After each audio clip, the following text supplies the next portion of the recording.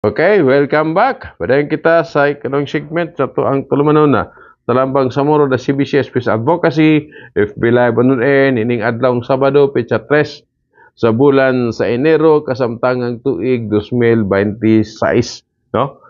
So, may kalambing kita sa gisugutan sa unahan ang Commission on Election nagpagawas og usa ka usa ka press statement may kalambigitan sa pagsuspende.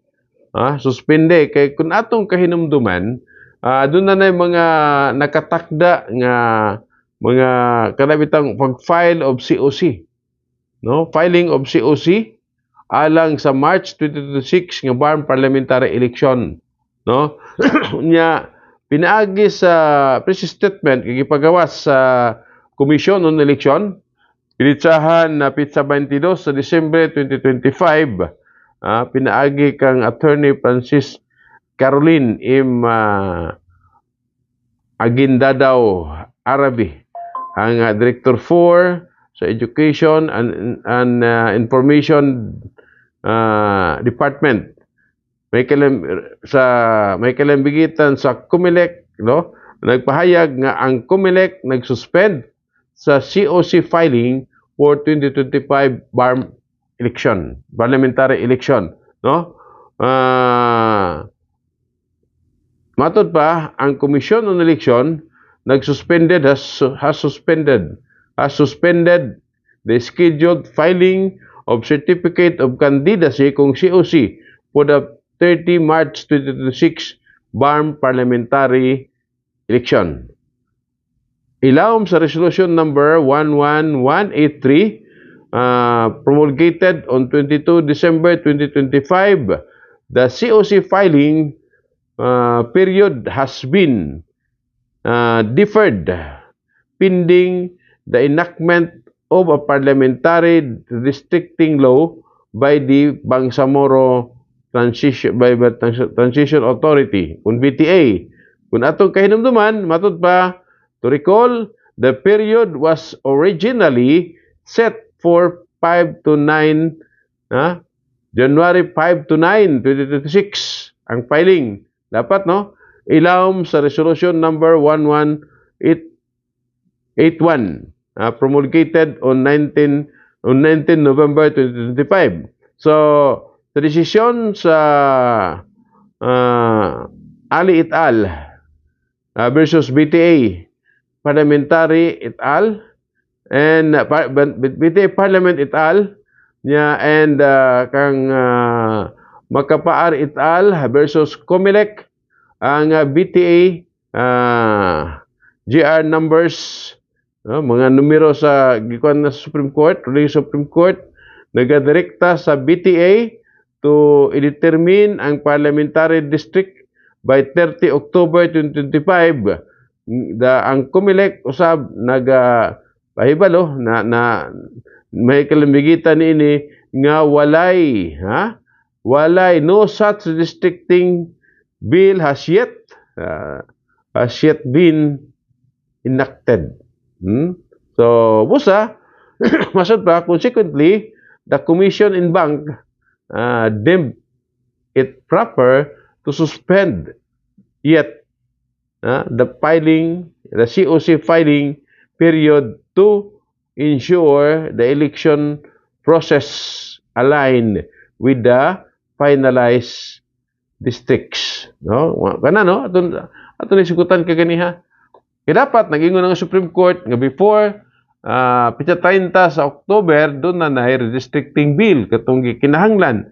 So, hangtod sa pagkakaron, hangtod ni atong December 2025, hangtod nga nagkatakda na gani ang pitsa sa pag-file og COC, wala pa man gihapon. So, gikikita sa COMELEC, na kinahanglan nga isuspinde dili sa dayunon, ang filing dapat 5 to 9. January 5 to 9 mag-file na og COC alang sa member of parliament. Pero mao lagi. So mo na nga dunay mga kabalaka, madayon ba o dili? Ngano man ni? Kinsa man dapat mohimo ni ana ang mga member of parliament? Kinsa man ang mga member of parliament sa pagkaron? Ang mga BTA, Nga sila ang dapat may hingtungdan, may kalambigitan ini. Sayod na sila ana. Sayod na sila ana, no? So kinsa ba gusto mag-eleksyon or kinsa ba dili gusto nga madayon ang eleksyon? So mo na ang mga pangutana, no? Mo na ang mga pangutana na. So dali doon ay mga hulihungihong, doon ay mga comment sa mga netizen, mga panghuna-una sa mga netizen nga ana, dili na mag-eleksyon. Ilisan na lang daw. Kay di nato kay balo kung may kasalanan diyan sa puro extend.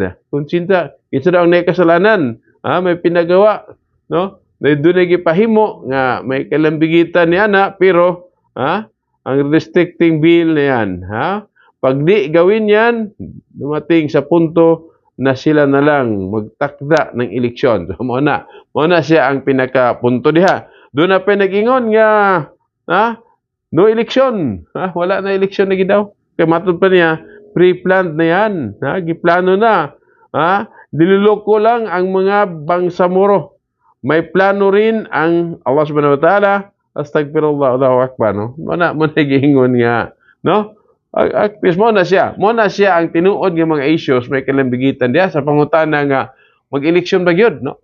Mag-eleksyon ba gyud sa umaabot nga kuan, madayon ba ang eleksyon, no? Or dili? Mo na siya, no?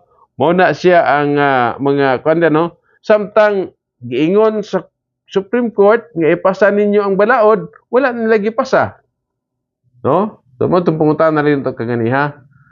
Kinsa ba ang basulon ni ini? Unya, di lang tayo binunusulay. Ang pangutana nga sunod is kinsa ba ang makabenepisyo kung dili mag-eleksyon? No? So, pero ang other consequences diha kung dili mag-eleksyon, kung dili mag-eleksyon, unsay mahitabo? So posible, mga possibilities. Posible nga magtudlo na pod ang presidente og laing set of mga BTA. Magkumpos sa BTA, Bangsamoro Transit Authority. No? So, mo na siya diha. Kay ang atong giasahan is dapat doon na klaro nga kuan kana bitawng eleksyon, doon na para nga doon na regular nga parliament diha sa Bangsamoro Transition Authority. Nga mo ay kinahanglan, mo ay pangandoy sa pila ka mga katawhan sa Bangsamoro. Kabahin ni ana, no? Kaya matud palagi hangtod nga dili mag-eleksyon, wala po'y dili pod mahimong regular, transition lang. Transition lang ang mahitabo diha sa ato ang set up sa Bangsamoro Autonomy, no? Bangsamoro Autonomous Region, no? So, mo na ang kuan diha, no? So atong tanaw niya ang pila ka mga statement usab may kalambigitan ni ana, no? Statement sa Office of the Presidential Advisor on the peace process and reconciliation o ang unity sa alleged doon ay mga alleged harassment, no? Doon ay mga alleged harassment nga samtang ang sa doon na usay mga issues on katong MILF Sulu Political Committee ug ang BIAF ug ang mga sektor nga misupak sa resolusyon sang kuni ang panlalawigan sa Sulu, no? So may kalambigitan usab so kadto daghang mga issues nga nagambigit may tungod niini samtang ang gitutukan sa uban nga unta makabaton na og eleksyon piniliay, no? Magkabaton na og piniliay. So, pero mo to, ang pinaka-latest kadto siya, no? As of now, wala pay balaod nga nag-finalize sa redistricting. Unya ang COMELEC dapat to na sila kind of activities i-suspend nila kay wala pa man. Wala pa man. So, mo na maapas pa kaha, no? Og katong unang issue nga atong gisgutan.